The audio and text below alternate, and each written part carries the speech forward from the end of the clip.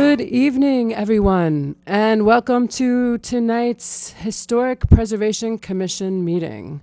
I would like to welcome you all and to officially call to order tonight's meeting of December 18th, 2024, live from 65 Main Street in Tuckahoe. To begin tonight's meeting, if I could ask everyone to please stand, and together we will recite the Pledge of Allegiance.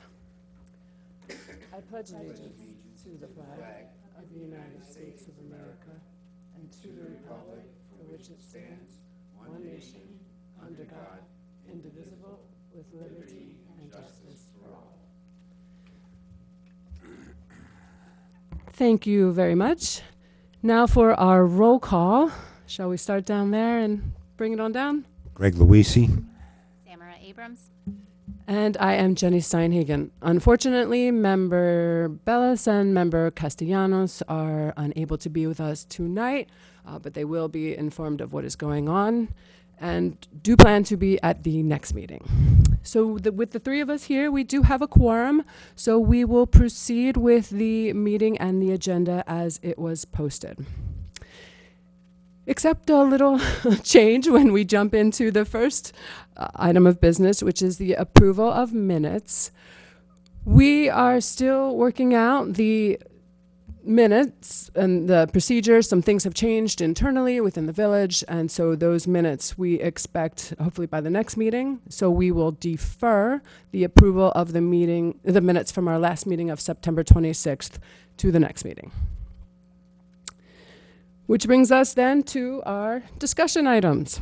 And the first item, I'm not sure what version of the agenda everyone has seen, but if you're looking at the version that I'm looking at our September meeting, we presented all kinds of wonderful information, details, and facts about 65 Main Street, the building that we are in here at Village Hall, and suggested that because the AV equipment wasn't working then, that we would defer our presentation to the next meeting.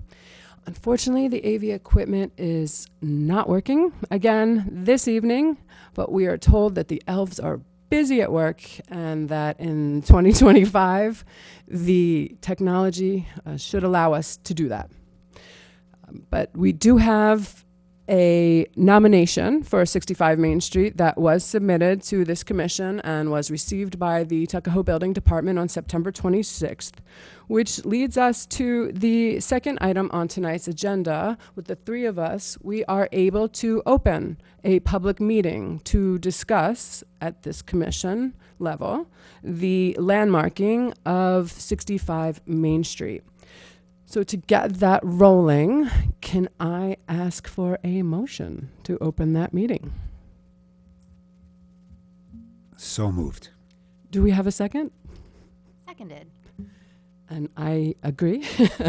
So I think we are all in favor. So let us now consider the meeting for the landmarking of 65 Main Street, Tuckahoe Village Hall, open.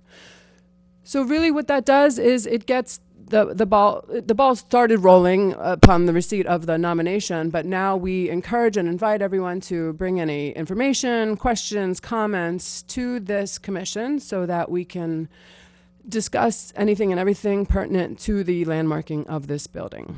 So that is now moving. We'll see how it goes.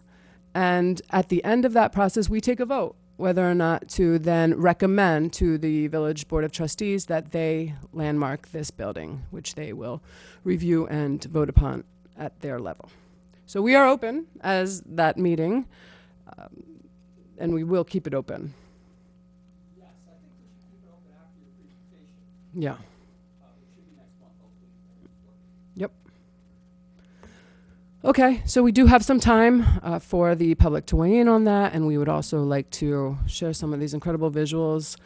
The History Committee, as always, the Tuckahoe History Committee provided a ton of amazing photos of the architecture, of the evolution of the building, more so in the interior than the exterior, because the exterior has remained in large part the same as when it was constructed and when it first opened its doors as Main Street's public school in 1906. So some cool ornamentation that we can zoom in on. Also some significant events and activities have taken place here. So we'd like to share that visually if and when we can. And that will contribute to our discussion. But it's open, so the process is well underway. Is there anything that needs to be said to that tonight, or? Sure. Sure.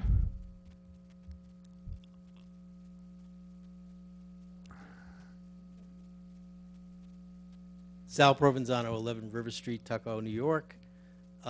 Just, my personal observations. The Village Hall, the old Village Hall. I mean, that's the way I always think about it. I remember when the library was there. I remember when the police department was on the side. It's beautiful. It's something that can never be replicated.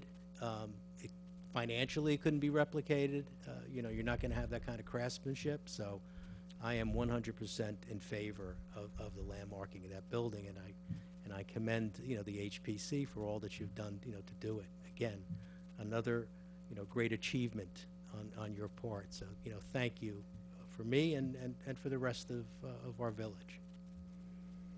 Super. Thank you very much.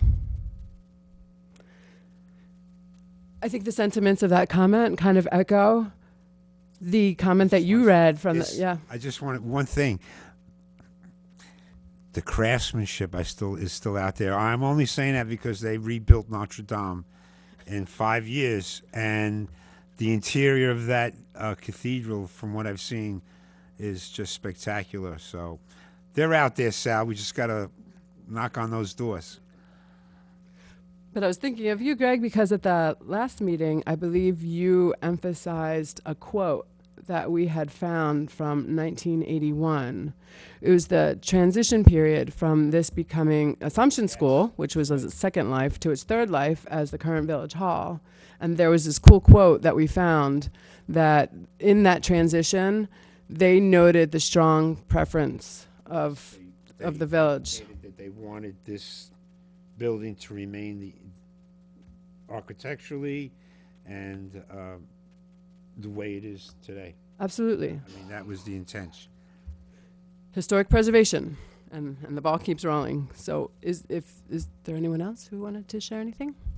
There's no rush. As we mentioned, we will keep this open.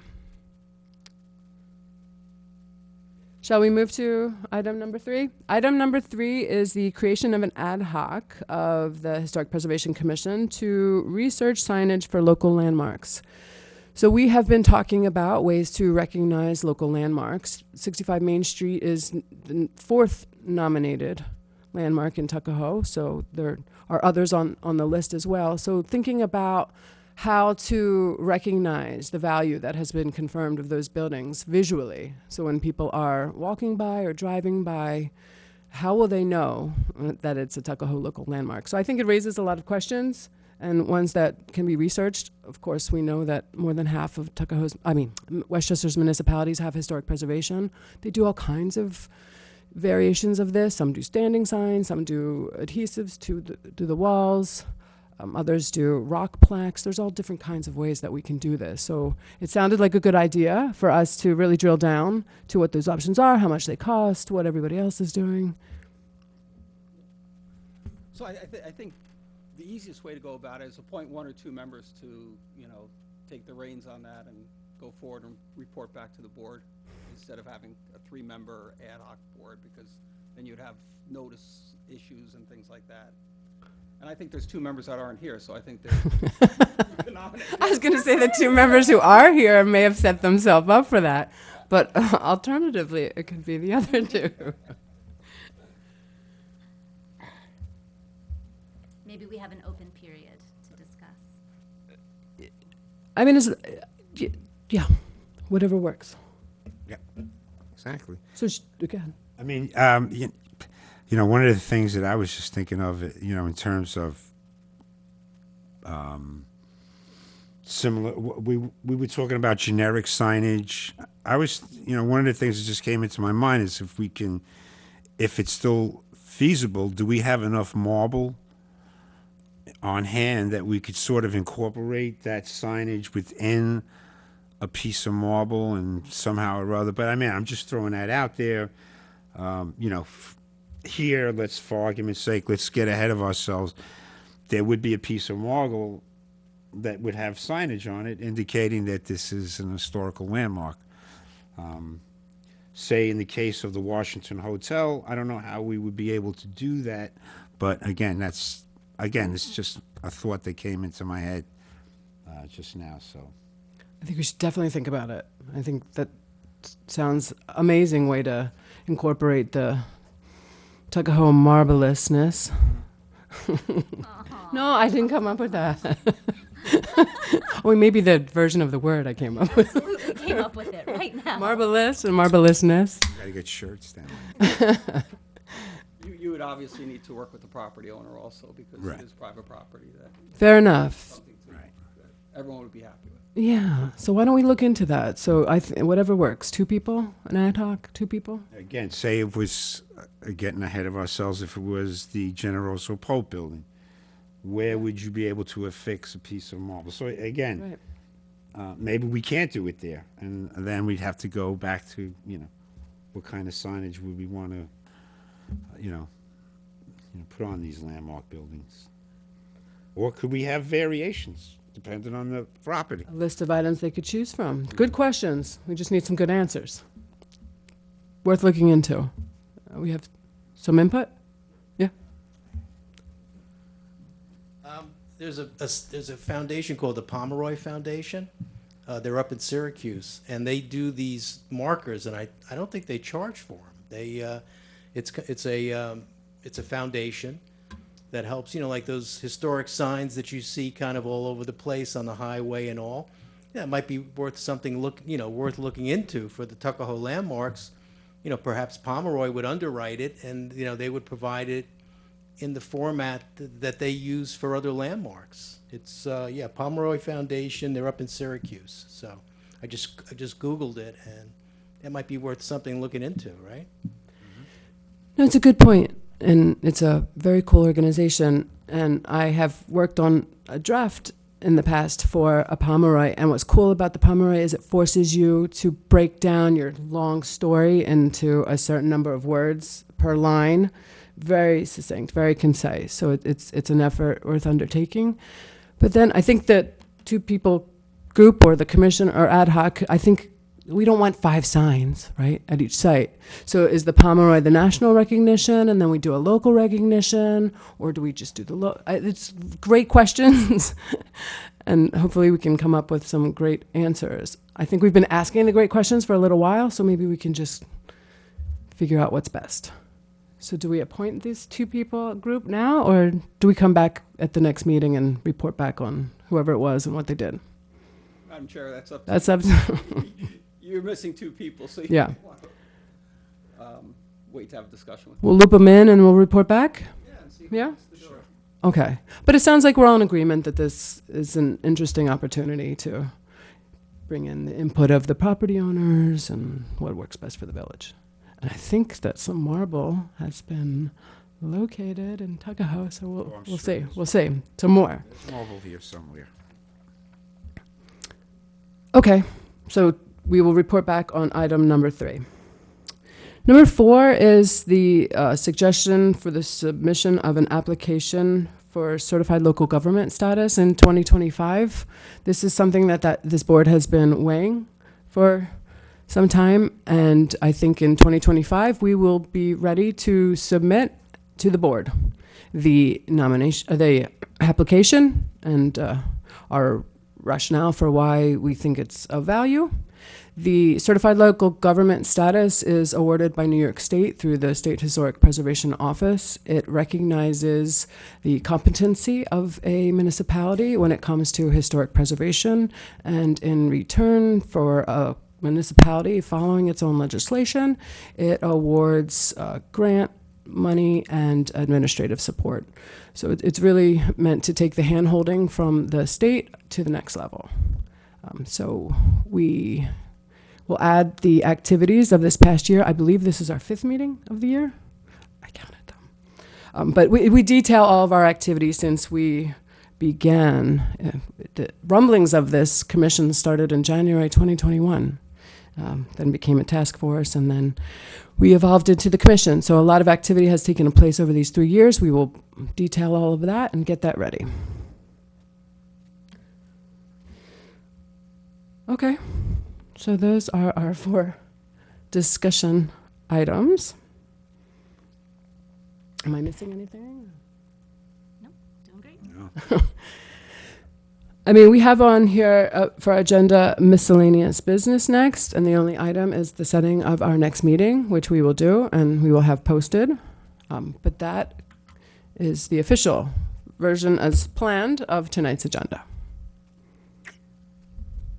Sounds like a plan. Yep, great.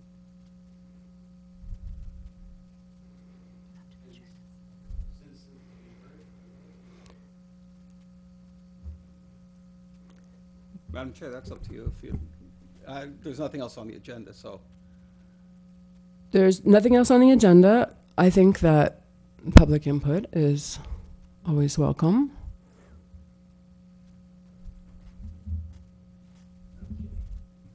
So Sal Provenzano again, 11 River Street, president of Friends of the Ward House. And I want to just reiterate the gratitude that we have for the HPC for making the Ward House the first landmark in Tuckahoe, unanimously by the Board of Trustees and the mayor. It's no secret that, you know, we're in a contentious legal battle at this point, but I know that we're all, you know, pulling to do the right thing. But there's one issue that I wanted to just bring to the attention, you know, of the commission. And I'm going to kind of start with a question, just to make sure that I understand. I mean, you know, I guess they say, you know, seek first to understand, okay? So the question is, the Ward House is a designated landmark, right? I mean, it's the first Tuckahoe landmark, correct? Yes. It is, okay. And I understand, and this is public information because there's permits that are within the windows of the Ward House now, demolition permits that were issued in November, and they're posted at the Ward House. This is a fact, right? Yes. My question is, did the HPC board approve a certificate of appropriateness for these building permits? Sal, if I could jump in here, you know, as you said, there's contentious litigation with the Ward House. My advice to the board is going to be not to comment at all. If you would like to make comments, that's wonderful, but the question and answering, I just don't think would be appropriate for this board to answer. Okay, that's fair enough. So, I mean, I've got comments prepared, so I will make them. I have a copy of the law right in front of me, and I've read it numerous times. It's a beautiful law that I know you worked very hard on, and, you know, it's only 11 pages. You know, other than most laws that are in Washington that are about this high in paper, this is an 11-page law that I think uses pretty clear language. Section 7 of the law states plainly that the owner of a designated landmark, before they obtain any building permit at all, needs to submit the application and the supporting documentation to the HPC for review and evaluation. Now, I know that the law itself is for the exterior of the building, but as we all know, things can be done on the interior of a building that could affect the exterior of the building and could affect the structure itself. I understand that the building department issued this, I think it was November 12th, and there were plans that were submitted. So my question is that how could this have happened if the HPC law is being followed? So that's my comment. Now I have a remedy. I've reviewed this with a number of attorneys myself, and I've shown them the law, and they were all in agreement that procedure was not followed. There are permits there that were granted illegally because it broke the law. The remedy that I'm recommending is one that will hopefully will be fair to the owner as well as to the Village of Tuckahoe. That is, that the current permits be immediately revoked, and that all of the information on the applications that were submitted in November and the supporting documentation and plans be sent to the HPC for review, rather than the developer having to then resubmit and have that expense of having to do it. Just revoke the certificates as they are now, let the HPC do their job the way that it is very plainly stated in Section 7, and then if the HPC, when they see the scope of the plans, you decide whether or not these plans meet the criteria, that they're not going to materially jeopardize the exterior or the structure, and then those building permits then be reinstituted. You know, try to do it in a way, but again, it's, if we have a law in the books and it's very plain, and it states any permit, not just demolition. I mean, demolition even goes further, but I'm just talking about any permit on a landmark building that goes through the building department. The building department is required to submit that information to you, the HPC, for evaluation. And we've got Laszlo on the board. You know, he's an architect.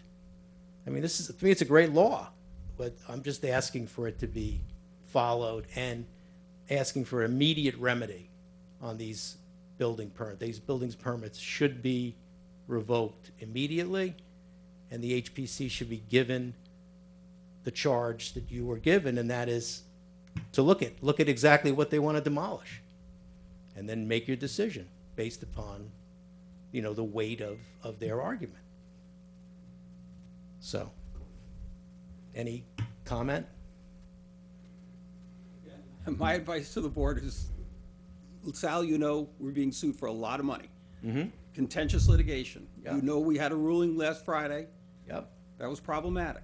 Right. I'm advising this board not to say anything No, that's with fine. regard to the Ward House. Gary, I get it, and I can, and just to make, since you did bring the litigation up, I've reviewed because we're a party to the same lawsuit. We were not dismissed, and it is the belief of our attorneys that this decision should be appealed. That the judge did not look at it in a way that we feel that it should have been looked at. So there is a process to appeal, and that's what that we feel that Tuckahoe should pursue, because let's face it, there's been 3 years worth of blood, sweat, and tears, and it's public information that Westchester County has put a budget item regarding the purchase and the preservation of the Ward House. I mean, we're at the 10-yard line. I mean, we don't want to fumble at this point, and we don't want anything to happen to that house that is going to be, detrimental to the value of it, to the developer as well. So, I mean, I know this has nothing to do with this, but that's just my comment on where we are. But the issue at hand, and I wanted it to go on record, is I believe that those permits should be revoked and that the law should be followed just the way that it's plainly stated in Section 7. So those are my comments. Thanks. Thank you.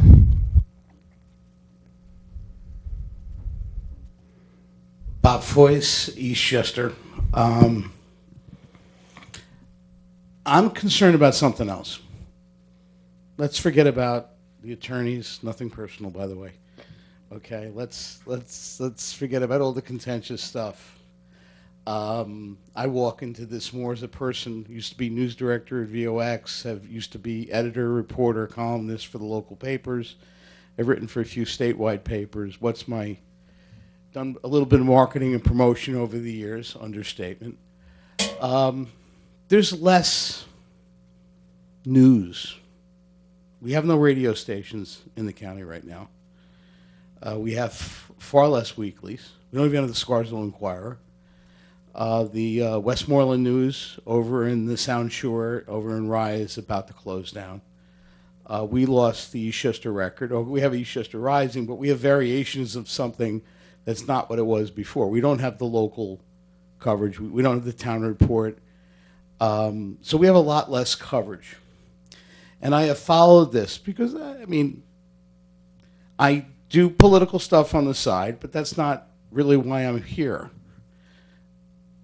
I went through this about 22, 23 years ago when they knocked down the Scarsdale Plaza.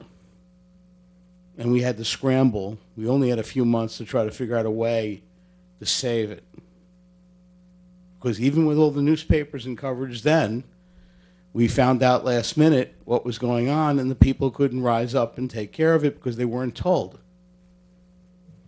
This is a dilemma. This is a challenge, and you find out last minute something's going to happen. We saw this happen with Apple Annie's across the street from the high school. It's happened a dozen times in town and in the villages. It happens. It's part of progress. It's part of life. We know that. But, you know, I'm sentimental about these things, and it's pure sentimentality, patriotism, a sense of national pride, a sense of history. And even if it was just, I said this once to my father when we had an old cottage upstate, even if it's just an old cottage where the landscaping is finally grown in and it has a nice rustic look, it's a nice old cottage. It's a nice old house. And it is a nice old house, the Ward House. And it has historical importance. As a friend of mine in Scarsdale, where they've had their battles protecting historical spots over the years, because he's big talking about the spy and what happened around this area specifically. There aren't too many of those houses from that era around. So it's a precious item. It's something that we should hold on to. But instead, and this is why I mention this, because I am in the world of politics and government, and I hear, we have there's a separate level of misinformation and lack of information that is going on here that I hope that the powers that be in the village and the town fix. Because not everybody is being told even what's happening right now, even the elected officials. I found that out tonight. No, not everybody's on the same page. I would think, I've covered enough town halls and village halls and city halls to know this, I would think that legally, okay, the elected officials are all supposed to be on the page and briefed. So there's a right to know issue here and a need to find a way to get the word out that has its importance inherent just to us having the right to know, which I hope everybody is considering, because it's going to be heartbreaking if this happens and we didn't have time to figure out what we could have done. That's where it gets very sad. Worse, we don't know who and what's been told what, and has undermined things that we're trying to do in good faith. Listen, we have the county willing to help out. We have other people who are willing to help out. We set a goal over the past 2 years. I came late into this. I'm not party to the case, actually. But we've had a goal over the past 2-3 years of at least initiating ideas for fundraising. And it looks like, God bless some of the people who have stepped forward, it looks like a collective group of people we're getting there. So the reality is that the possibility of the dream of restoring this house and preserving it is there. It's there right now. This is exciting. Okay? And so it's a self-sustaining opportunity. We have other ideas we'd like to try that I think everybody should kind of look at, and I hope the powers that be sit down. And I know meeting of the minds between different people or private conversations. And as they say in real estate, lawyers are destroyers. Nothing personal, really, okay? Okay. I No. don't take anything personal. No. I hope everybody gets a chance to sit down and have their say, at least within this village hall, who's in an elected position. I hope that the key players all get a chance to sit down and be heard. You got a big offer from the county to help out. You have the option for appeal that looks good. There are a lot of good possibilities here, and you have a chance to articulate to the owner of the property that we're going to help leave this beautiful old house as an amenity and an aesthetic and an historical preserved spot that I can only think is going to raise the value of the properties around it. So he should be looking at this as added value, not as whatever they may feel compelled to do. We are looking to bring added value to the situation and to the neighbors, and he's going to be one of the neighbors. So we understand that. And so I'm trying to be diplomatic and being a good neighbor here. I know the history of this where it kind of maybe went south. My own personal feeling, just to set this on the table legally, the injury was done by Concordia when they didn't allow in the bankruptcy proceeding to separate out an historical property from the private sale of private property. But no attorney is taking on that case. But in the meantime, a good faith attempt has been made with the moratorium and everything, wonderful things you've done, and thank you. Okay, so there's been a lot of good faith effort made, nothing audacious and capricious. I think those are the words I read. No, I don't think you've been audacious or capricious. I think you've been very measured, patient, careful. You've allowed 3 or 4 opportunities in public hearings over a year and a half span. So I think that end of it was handled wonderfully. And so I'm just saying that, but a lot of people don't know what else is going on here because we're all afraid to speak. And I would hope that some powers that be say, well, you can't let the public know this and you can let the public know that. And be creative and open about it, because open government in this day and age is important. So I think this is the case, without speaking to some of the stuff that's happened. Well, that's definitely, those third rails have definitely been hit. Well, that's for other people within the building to figure out. Okay, but one hand should be telling the other what's going on. And if it's not even happening within Village Hall, I shiver to think what else is not being shared. And that's not a malice to anyone in the building. But the right to know and share information, everything gets siloed in this day and age so much. We got people looking at the sky at drones, not able to figure out what they are. Remember the old Saturday Night Live skit? What the heck is it? I don't know what it is. Okay, some of us don't really understand what's going on here. We're going into our 4th season now as a streaming series, Protecting the Ward House. Maybe the reversal of fortunes are making it more exciting. But, it would be nice for people to say, this is why this is happening. And I don't think that's being put forth, and most people don't know.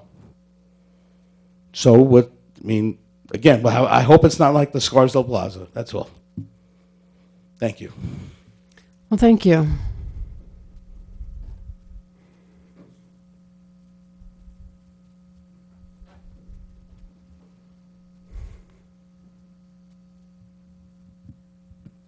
My name is Dr. Edward Powers. I live at 6 McKinley Street, Bronxville, New York. And my apologies, I was somewhat late. I'm a very wet person here tonight. I'm a neighbor. So the Ward House is actually a block and a half from where I live. And, I'm on McKinley and the other side is Hobart. And one house down from 22. And what impressed me is that entrance where you're coming into Tuckahoe and then you're driving into Bronxville per se. There's some beautiful some beautiful stately houses there. In my opinion, unfortunately, we've lost 2 of them, okay? Now, the old Dutch Schultz house, gone, and right in my backyard was the Fulling house, gone, okay? It would be a tragedy to see this happen to the Ward House.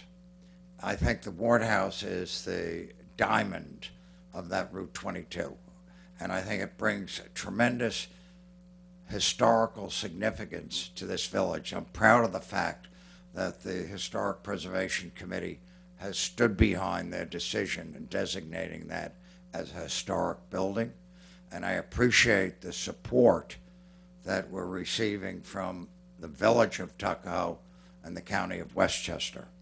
So I'm saying that as a neighbor and as a resident of the area and someone who's interested in seeing historic preservation move forward. Thank you. Thank you.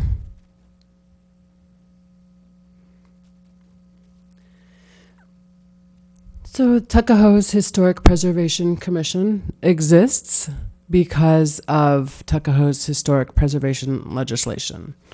And our existence is to serve that legislation. And I think that we take the legislation incredibly seriously. I think we talk about it all the time. We like to point to the clauses and sections. And I think there's always an opportunity as we go forward with our fourth Tuckahoe landmark nomination here that we look at the legislation and how it affects our local landmarks. So I think that these comments are taken and appreciated, and I think that we do try. We try to do it out in the open too. I think that we should continue this conversation as much as we can.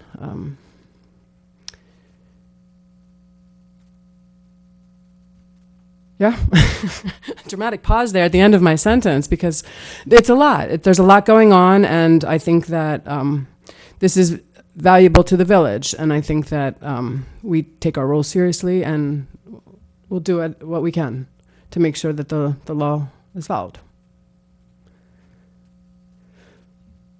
So hopefully, if there's anything we need to know or to do or to change, we have let's do a meeting in January. We'll report back if we learn of anything that, could have, should have, would have been done differently. If there's anything, lessons learned as part of our growth, it's part of our open civic engagement here. So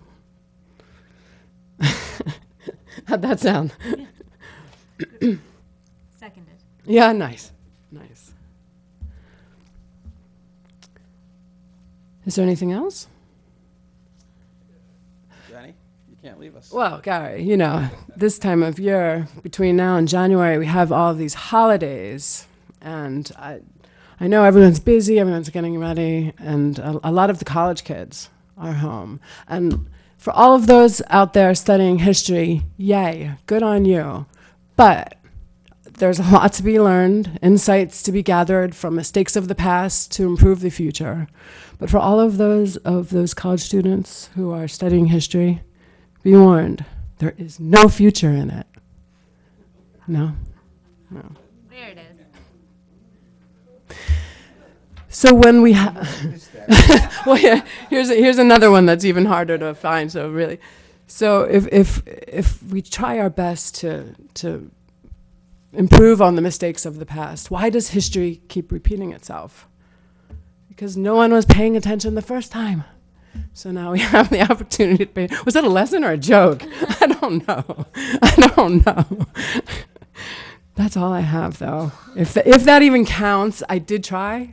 So we can check that box. We can at least check that box. Anybody else want to throw one in there to knock it all out, or should we just quit while we're right here? Yeah? We're good? Alrighty. Should we ask for a motion to adjourn? So moved. Maybe someone will second? Second? Okay. Thank you very much. The January date will be posted as soon as we have it. Thank you.